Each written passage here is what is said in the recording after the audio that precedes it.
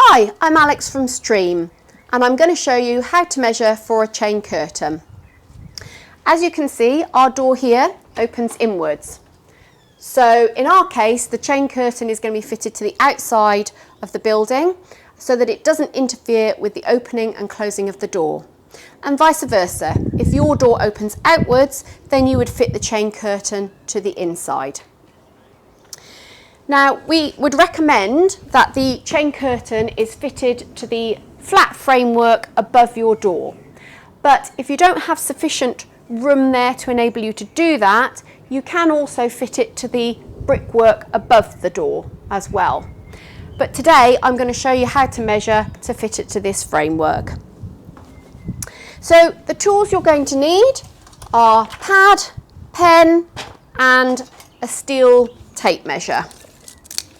And the first thing I'm going to do is to take the measurements for the width. And I'm going to do that in millimetres because that will give you the greatest accuracy on the measurement, and it is also what is required for the website.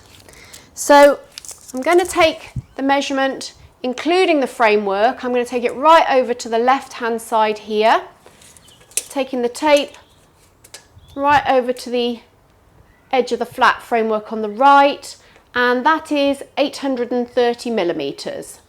So I'm going to make a note of that. Now that is a tight measurement, so we would recommend that you allow 10 millimetres to ensure that the header fits well in that space. So that would be 830 less the 10 millimetre deduction. Next I'm going to measure for the height. Now your chain curtain wants to finish above your threshold. So take your measurement from the threshold, always useful to have a second pair of hands here, all the way up to the top of the frame, and that is 1970. So again, note that down.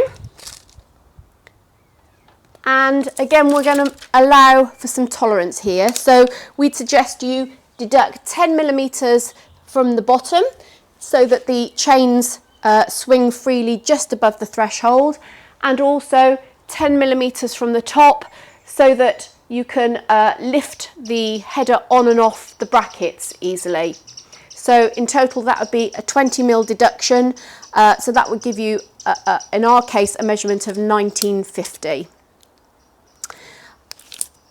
If you are at all unsure on how to do any of this, there is a How to Measure tab on the product page of the website, or please give us a call if you have any questions regarding any of this information.